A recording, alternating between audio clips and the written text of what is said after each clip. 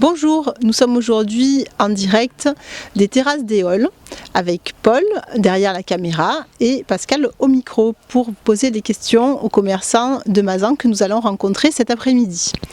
Bonjour, vous êtes le propriétaire des terrasses d'Éole, vous pouvez vous présenter ?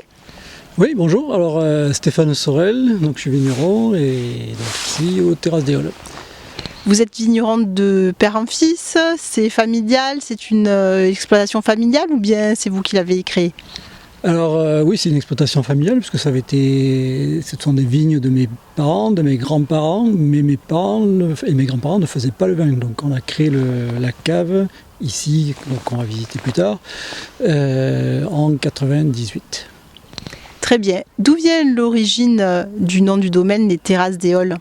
Alors il est né un petit peu par hasard, on avait une urgence, il fallait trouver un nom pour la société et puis je cherchais quelque chose qui caractérise un peu le site. Alors vous voyez ici on a des terrasses, on a pas mal de petits dénivelés avec les terrasses, donc j'ai eu l'idée de terrasse et ce jour-là je pense qu'il y aura du Mistral un petit peu comme aujourd'hui, un peu plus fort peut-être, et mon père a eu l'idée des terrasses d'Éole, donc on a gardé les terrasses d'Éole. Nous voici devant l'éolienne qui se situe à côté du caveau de Monsieur Sorel. Pouvez-vous nous raconter un petit peu l'installation de cette première éolienne ? On a mis la première éolienne juste pour un petit peu comme un totem, comme emblème pour le domaine. Donc on l'a installée en 2004. Elle nous sert à pomper les eaux usées de la cave. Et puis on s'est rendu compte qu'elle tournait assez souvent, même très souvent. Du coup, on a essayé d'aller plus loin. On a creusé la question d'en mettre une plus puissante pour la production d'électricité, ce qu'on a fait en 2008. La production électrique de l'éolienne, cette seconde éolienne, est-elle suffisante pour l'apport énergétique du caveau ? Alors pour la production de vin, non, elle n'est pas suffisante, d'autant plus qu'il y a des moments où l'éolienne ne produit pas et qu'on a besoin d'électricité pour fabriquer le vin, pour refroidir le vin, le réchauffer, pour tous les appareils ensuite.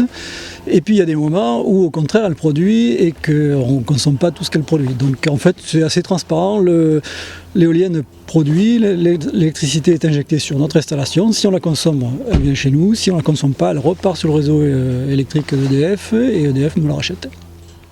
Et vous la mettez pas en fonction toute l'année ? Si, c'est que là il y a une panne. Ah d'accord, voilà. Ouais. Donc là elle tourne parce qu'il y a du vent.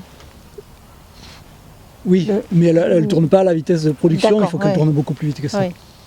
Contrairement aux grandes éoliennes, les petites éoliennes ont besoin de beaucoup de vitesse de rotation pour produire, parce qu'il n'y a pas le couple lié à la longueur des pales. Mais en rapport, si on mesure la vitesse linéaire du bout de la pale, on aura à peu près, quand elle tourne à 150 tours minute en production, on aura la même vitesse que le bout d'une pale d'une très grande éolienne, puisque la pointe de la pale va très très vite, alors que en vitesse de rotation c'est très lent sur les très grosses qu'on voit. Bon, j'imagine que si vous l'avez gardé, c'est que vous avez vu que c'était quand même très bénéfique. Pas du tout, c'est pas rentable. C'est pas rentable ? Non. Le problème du petit éolien, c'est que l'électricité n'est pas rachetée au tarif subventionné comme le photovoltaïque. Ce qui fait que là, on est sur un amortissement à 70 ans. Oui. Vous avez un peu de marge. Si j'ai pas de panne. Si vous avez un peu de marge, oui. Oui, mais en tout cas, c'est quand même plus écologique. Oui, alors par contre, je pense que là, on n'est pas loin de l'avoir amorti écologiquement. C'est-à-dire que je pense qu'elle a produit, là je faisais le calcul hier justement, elle a produit 34 000 kWh et je pense qu'on n'est pas loin d'à peu près l'équivalent de ce qu'elle a consommé pour sa production. Donc écologiquement, elle est amortie, économiquement, elle l'est pas. Pas encore, d'accord.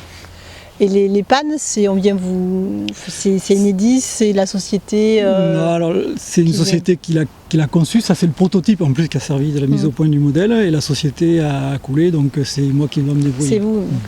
Donc alors en plus, vous êtes technicien d'éolienne. Obligé, j'ai beaucoup appris parce que du fait que ce soit le prototype qui a été installé ici, ils ont eu des pannes aussi, enfin des problèmes de conception qu'ils ont corrigés au fur et à mesure, et chaque fois ils m'expliquaient ce qu'ils faisaient, donc je commence à pas mal comprendre comment fonctionne la machine.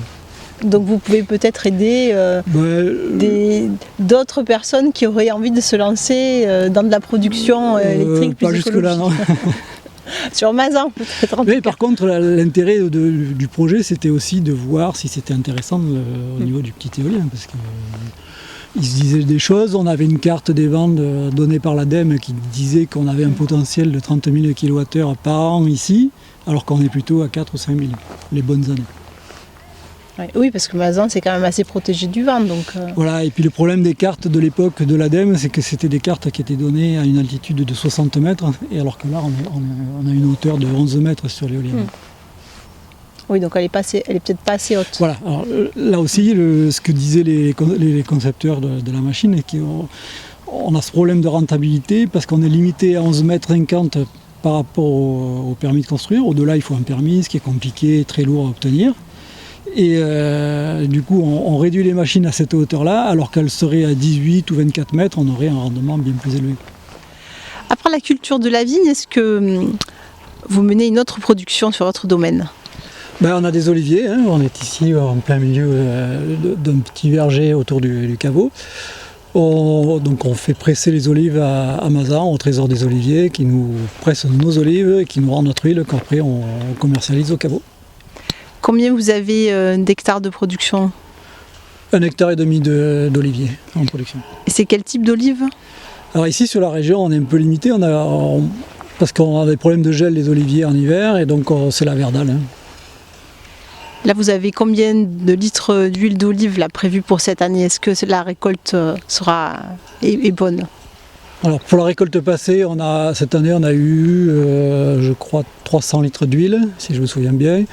Des années on va doubler la récolte et puis des années pas du tout, selon la pollinisation et puis les problèmes de mouches et de l'olive aussi. Et cette année pas de mouches ? Non, cette année on n'a pas été embêtés. Et je vois qu'il y a un peu d'irrigation. Alors à quoi elle sert cette irrigation sur les oliviers ? Juste pour éviter que les oliviers ne souffrent trop du sec, les années vraiment sèches. On fait l'apport d'eau des quelques pluies qui peuvent manquer en été, comme cette année où l'été a été très sec. Et ça permet à l'olive de grossir davantage ou d'avoir une meilleure production ? C'est pour avoir une meilleure production les années suivantes surtout. Et vous proposez toutes les couleurs de vin, du rosé, du blanc, du rouge, ou vous êtes spécialisé plus particulièrement dans une couleur ? Comme la plupart des caves de l'appellation, on a les 3 couleurs, hein, blanc, rosé et rouge. C'est pas du vin bio, c'est... Alors je viens de m'engager en conversion cette année. Donc le millésime 2020 reste en conventionnel, 21-22 seront en conversion et 2023 sera complètement en bio. D'accord. À la fois pour la vigne et pour les oliviers. Donc huile d'olive et vin bio aux terrasses d'Éole vous attendent à partir de 2023. C'est ça. Là tout à l'heure on a vu une voiture avec des clients qui sont venus, donc vous êtes ouvert à l'heure du couvre-feu, jusqu'à 18h ? Jusqu'à 18h, oui. Et vous avez fait quelques ventes quand même, malgré le confinement, le premier confinement, les couvre-feux ? Oui, les clients locaux continuaient à venir nous voir. Après, au premier confinement, on a essayé, puisqu'on avait la chance d'avoir un point de vente, de proposer d'autres produits, d'autres agriculteurs du coin qui avaient des problèmes pour écouler, notamment de la fraise, de l'asperge. On a vendu quelques agneaux pour un éleveur de métamis. Qu'est-ce qu'on a fait, voilà, Et puis après, petit à petit, s'est mis en place des circuits, donc ça les a moins intéressés, donc on est resté à vendre seulement nos produits. Alors nous voici au cœur du chai, donc on trouve combien de cuves ? Oula, il y en a une bonne trentaine de cuves. D'accord, parce que là, différentes. En apparence, on en voit une petite dizaine. Alors oui, là on voit les 8 cuves principales qui servent pour la vinification, du rouge et éventuellement du stockage. Ensuite on a des cuves en béton qui servent pour le stockage uniquement. Et puis là, vous ne le voyez pas, mais il y a d'autres cuves qui servent pour les vinifications des blancs et des rosés. Et puis après, il y a des petites cuves d'appoint pour les stockages de petits volumes qui sont cachées derrière dans une autre partie de la cave. Donc c'est des cuves en inox ? Il y a de l'inox, il y a du béton essentiellement, et puis il y a quelques barriques en bois. Et chaque matériau de cuve a sa particularité ? Oui, alors l'inox a l'avantage d'être complètement neutre. Le béton l'est aussi parce qu'il est revêtu d'une résine alimentaire époxy à l'intérieur. L'inox est plus fin, donc il y aura plus de variations de température. Le béton, lui, va plus confiner la chaleur.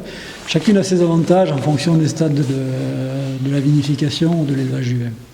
Et le bois, bien sûr, lui, a l'avantage de laisser respirer le vin, parce qu'il n'est pas complètement aromatique, hein, il a une certaine porosité à l'oxygène, et va apporter aussi ses arômes de bois et ses tanins. Il y a combien de personnes qui travaillent dans le chai? Là, je suis seul en ce moment. Et sinon, dans la période de vinification ou d'apport du raisin, ou là où il y a le plus de monde en général, c'est à quel moment et combien il y a de personnes? Ça dépend des années, mais en général, je suis seul à travailler dans la partie cave. Après, on a un salarié qui s'occupe plus au niveau vigne et tracteur, essentiellement, et taille pendant l'hiver. Et ma sœur qui s'occupe plus de la partie vente et étiquetage, conditionnement, préparation de commande. Après, c'est arrivé certaines années d'avoir un apprenti ou d'avoir des stagiaires, selon les demandes. Donc vous faites tout seul? Oui. Ça demande énormément de temps. Vous levez aux aurores, vous cochez... Non, mais la cave est assez fonctionnelle, donc ça permet de travailler seul. C'est énorme quand même comme boulot, non? Enfin, moi, ça me paraît... Parce qu'une fois que vous avez, il faut rentrer le raisin, ouais, tout. Bon, il y a la partie de vendange qui est intense parce que oui, effectivement, il faut. La journée, on s'occupe de rentrer la vendange, que ce soit une récolte mécanique ou manuelle, il faut s'en occuper, de rentrer de la vendange. Et après, une fois qu'on commence à avoir quelques cuves qui sont pleines, il faut s'en occuper aussi, parce que sur les rouges, il y a des remontages à faire, ça ne se fait pas tout seul. Donc il y a un peu la phase intermédiaire où il y a ces deux grosses opérations à faire en simultané. Donc la deuxième partie se fait souvent le soir après avoir rentré la vendange, donc on va finir tard. Et puis une fois que tout est rentré, on n'a plus qu'à s'occuper de ce qui est rentré. Et puis après, en cours de saison, en ce moment c'est assez calme, on laisse bien se décanter les vins pendant la phase d'hiver. Après, il y a du boulot essentiellement de mise en bouteille au fur et à mesure des besoins tout au long de l'année. Alors quelle est la particularité de cette cave, puisque je vois qu'on est au même niveau que le parking et que les cuves sont en dessous? Alors, la particularité, c'est que la cave a été construite encastrée en fait, dans le talus, dans une des terrasses du domaine. Et du coup, ça nous permet de réceptionner la vendange par gravité, ce qui fait que le raisin arrive donc, au niveau du parking et va s'écouler par gravité de la benne, passer par les grappoirs et ensuite aller dans la cuve sans jamais être pompé. C'est-à-dire qu'on pompe le vin plus tard, mais le raisin lui-même n'est jamais pompé pour être mis en cuve. Donc on évite d'écraser les pots de raisin, de le triturer, de l'aérer, ce qui permet de gagner un petit peu en qualité. Voilà, vous gardez tout le sucre, tous les arômes et puis tout le jus, quoi. Tout à fait. Il y a un deuxième avantage induit aussi, c'est que du coup la façade sud est aux 2/3 enterrée, ce qui permet aussi d'éviter que la cave ne chauffe trop en été. Très bien, c'est ingénieux. C'est qui en a eu l'idée? Avant de partir sur ce projet-là, on a visité beaucoup de caves, on a pris des idées qui nous intéressaient un petit peu avec mon père sur toutes les caves qu'on a vues, et puis on est parti sur ce projet. Donc vous l'avez fait tout ensemble? Oui. C'est un projet que vous avez fait? La construction, tout le bâtiment a été fait à deux avec mon père, toute la maçonnerie aussi. Et là, le tonneau, il représente... C'est un résidu de... Une année, on avait fait une expo avec des artistes qui avaient fait tous, chacun avait fait des mobiles. D'accord. Donc tout le volume de la cave était occupé avec plein de mobiles différents. Et vous avez laissé celui-ci? Et le tonneau, c'était ma cousine qui l'avait fait, on l'avait installé, et puis c'était un peu plus compliqué à démonter, donc il est resté. D'accord. Alors nous voici devant un mur de barriques. Donc ces barriques, elles ont quelle contenance? Alors, on est sur ce qu'on appelle la pièce bourguignonne qui fait 228 litres. Donc chaque barrique a un vin particulier qui la contient? Oui, on va mettre en barrique différents vins. Hein, donc là, je ne l'ai pas noté sur les barriques, mais je l'ai noté sur un cahier de traçabilité. Mais certaines ont de la Syrah, d'autres ont du Grenache, d'autres du Mourvèdre. Pour après, quand on va faire les assemblages, où on va créer les cuvées, on va prendre parmi les barriques les vins, celles qui nous intéressent. Alors donc vous faites vieillir selon le cépage? Oui. Et après, vous faites l'assemblage grâce à ces barriques qui sont le stockage, en fait. Oui, des différents cépages, d'accord. Sauf que la barrique, elle n'est pas un stockage neutre, hein, comme je disais tout à l'heure. Voilà. On a cet apport de bois, d'arôme du bois. qui peut varier. Hein. Sur le chêne français est typique pour apporter des arômes plutôt vanillés, alors que le chêne américain, alors là j'en utilise pas parce que moi j'aime pas trop, mais le chêne américain va apporter des arômes plutôt noix de coco. D'accord. Et oui, une noix de coco, c'est pas effectivement une saveur ou un goût qu'on a l'habitude d'entendre dans notre région. Et donc le bois que vous utilisez le plus? Alors, en barrique, globalement, c'est quasiment, on va dire 99%, c'est du chêne. Hein. Bon, ici, il n'y a que du chêne. On trouve un petit peu de barrique en acacia, mais c'est quand même moins intéressant au niveau aromatique. Donc c'est essentiellement du chêne. Après, les fabricants de barriques ont joué sur l'origine des chênes. La plupart des chênes viennent du centre-France, hein, de l'Allier. On peut en avoir qui viennent des Vosges, qui est un petit peu moins coté. Et dans le centre-France, vous avez la forêt de Troncé, qui est une forêt qui avait été plantée par Richelieu. Enfin, pas par Richelieu, mais à l'époque de Richelieu, dont le but était de faire les mâts de bateau. Donc les arbres étaient plantés très serrés, ce qui fait qu'ils poussaient très lentement pour pousser très haut. Et elles ont l'avantage de faire un grain de tanin qui est très fin. Donc on va apporter des tanins dans le vin qui sont d'une finesse qu'on n'a pas sur les autres forêts. Donc là, c'est un peu des forêts haut de gamme où chaque arbre est vendu sur place, dans la forêt, sur pied, aux enchères. Ah, d'accord. Pour faire les barriques. Voilà, Alors ils font plus de bancs de bateaux parce qu'entre-temps, la marine à vapeur est arrivée. Vu que la marine française ou même étrangère n'a plus vraiment cours, il y a moins de bateaux sur les mers. Donc ces arbres sont plutôt destinés maintenant à la fabrique de barriques. Ils ont très rapidement été essentiellement destinés à la fabrique de barriques. Je crois que le dernier arbre planté à l'époque de Richelieu a été abattu il y a une dizaine d'années. Mais comme c'est une forêt d'État, elle est très très bien entretenue et donc il y a toujours eu ce renouvellement d'arbres et donc qui en fait une notoriété où une barrique qui vient de la forêt de Troncé vaut beaucoup plus cher qu'une barrique qui vient des forêts plus génériques. Et ça se répercute sur le prix du vin ou pas? Oui, nous, dans nos prix des cuvées, ça inclut le prix de la barrique qui demande l'investissement de la barrique, le travail, parce que faut, toutes les 2-3 semaines, il faut compléter, parce qu'il y a une évaporation, il y a une perte de vin, donc c'est aussi une perte qui rentre dans le prix du vin qui est passé en barrique. Hein. C'est ce qu'on appelle la part des anges. Cette partie d'évaporation, donc il faut compléter, ça demande du temps, et puis c'est plus compliqué à manipuler 30 barriques qu'une petite cuve. Oui. Et combien de temps le vin reste dans la barrique avant d'être assemblé? Alors ici, on les laisse 12 mois. Qui sont prêtes à la vente. Oui, alors elles sont on appelle ça du tiré-bouché, c'est-à-dire c'est juste. Oui, il n'y a pas d'étiquette. Rempli, bouché, et après on étiquette en fonction des commandes. Et ça aussi, vous faites tout. Vous faites l'étiquette. Tout. Vous ne devez pas partir souvent en vacances, vous. Après, il y a le label vigneron indépendant qu'on voit sur beaucoup de bouteilles. Bon, c'est à la fois une association à laquelle on adhère, mais pour être vigneron indépendant, il faut cultiver sa vigne, il faut tout faire de son vin et le commercialiser. Oui, bien sûr. Oui, c'est vraiment du début de la chaîne jusqu'à la fin. C'est le circuit complet. Ouais. Pour changer la température d'une cuve, comment faites-vous par exemple ? Simplement, je clique sur le petit thermomètre qui est sur la cuve et puis je vais changer la consigne. Par exemple ici, je vais mettre une consigne à, on va dire, alors c'est pas du tout adapté à la période d'aujourd'hui, mais je mets 16 degrés et voilà, ma consigne est changée et je vais lui demander de chauffer et la cuve va se mettre à chauffer à 16 degrés. D'ailleurs, elle apparaît en bleu parce qu'elle est trop froide. Et le petit voyant rouge qui indique qu'elle est en mode chauffage.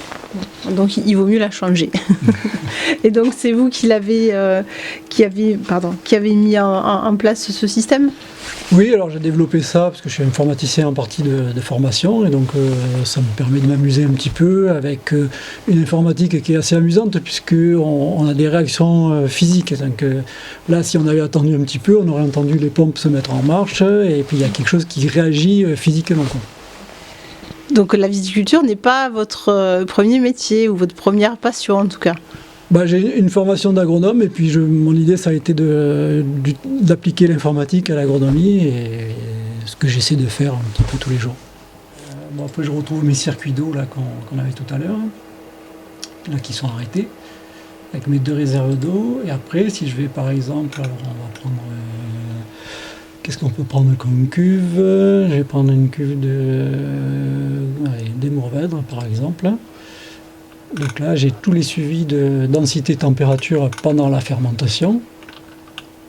Et là, j'ai tous les mouvements de cuve. Donc il a commencé à fermenter dans la cuve 3, puis après je l'ai transféré dans la cuve 8, et puis après il est parti dans la cuve 12. Et on revient. Alors nous voici dans la boutique et devant la rose des vents. Donc cette rose des vents représente tous les noms des vents qu'on retrouve en Provence, avec les noms provençaux. Et est-ce qu'elle a un lien avec vos cuvées ? Oui, alors par rapport au nom du domaine, on a décidé de donner à chaque vin un nom de vin en provençal. Parce qu'il y avait plein de mots qui n'étaient pas traduisibles, qui existent qu'en provençal. Donc on a gardé le provençal, même si c'est parfois un peu compliqué à prononcer pour un Belge ou un Hollandais, mais bon, il faut bien qu'il fasse un peu d'effort. Donc le Manjofango et le Mistral, quel type de cuvée sont ces vins ? Alors là, ce sont 2 vins rouges. On n'a pas choisi, c'était compliqué de choisir par rapport. Parfois, on nous demande si le nom de vin correspond à la direction de la parcelle qui correspond, mais comme on a plein de parcelles, c'est assez éparpillé sur la commune et qu'il y a différents cépages un peu partout, c'est trop compliqué, trop contraignant. Donc c'est plus par rapport à la personnalité du vin et le nom qu'évoque le vin qu'on a choisi. Alors le Manjofang, je suis bien tombée, qu'est-ce qu'il veut dire ? Le Manjofang, si on traduit, c'est le mange-boue, qui est en fait un vent qui sèche la terre après la pluie. Et là, c'est un vin qui est un vin de pays, qui est un vin le plus léger, qui est un peu un vin plus festif, on va dire. Et là, c'est simplement par rapport à la sonorité du mot qu'on a choisi le nom du vin, du vent. Et du vin. Et le Ventourès ? Alors Ventourès, il a la consonance rez rosé, et puis c'est un vent qui vient du Ventoux, donc ça allait bien avec rosé, et voilà, c'est venu comme ça. Quelle est votre cuvée préférée ? Ah, ça c'est difficile à dire, parce que ça dépend vraiment des usages et des accords qui vont aller avec le vin, de ce avec quoi on va le consommer. Donc pour une viande rouge en sauce, qu'est-ce que vous conseilleriez ? Le maître des vins, le Mistral. Et pour plutôt un plat de poisson ? Le poisson, sur un poisson grillé, la bise ou l'aguilon, qui sont de blanc sec. Le bise est vinifié en barrique, l'aguilon est plutôt un peu plus sec, uniquement en cuve, mais les deux sont bien adaptés. Et pour le petit vin d'été, à boire entre amis, quand on pourra, si les conditions sanitaires nous le permettent cet été ? Le Manjofang. Alors, votre cuvée préférée, quelle serait-elle ?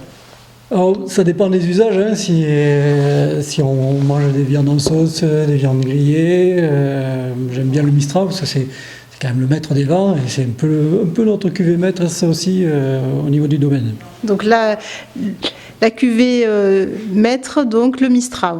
Et pour la cuvée du dimanche, puisque sur le groupe Les Mazanais, on a l'habitude de déboucher une bonne bouteille le dimanche, donc qu'est-ce que vous nous conseillez ?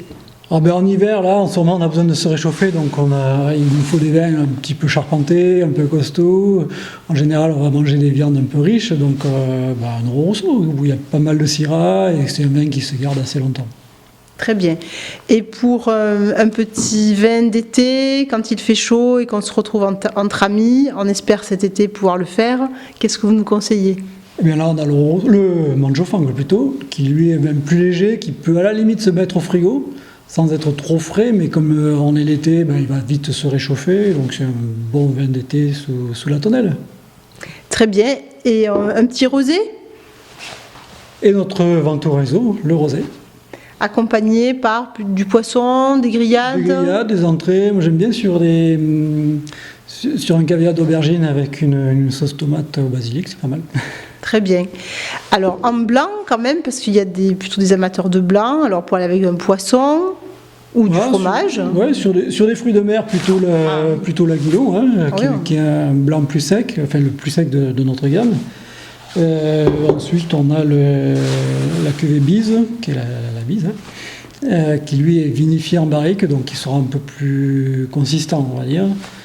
Qui ira bien sur des poissons en sauce, sur un saumon, sur une banquette de veau aussi, ça peut aller.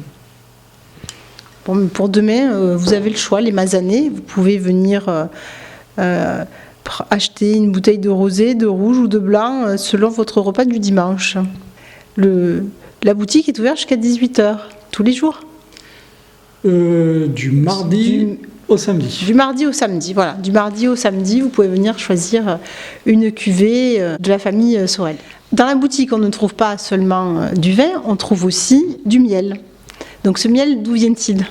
Alors le miel, c'est le miel que produisent les abeilles de mon père et de mon oncle, Claude Sorel et Jean-Michel Sorel, et donc qui est conditionné ici et commercialisé ici. Donc on trouve du miel de lavande où les abeilles ont récolté à la gare de Dapt, sur les champs de lavande, et du miel de toute fleur de Mazan, donc au printemps. On ne récolte pas le miel d'automne, parce que l'idée est de laisser aux abeilles ce miel qu'elles ont produit en automne pour consommer l'hiver. Pour vous rendre aux terrasses d'Éole, vous prenez le chemin des Rossignols, vous vous arrêtez au numéro 418.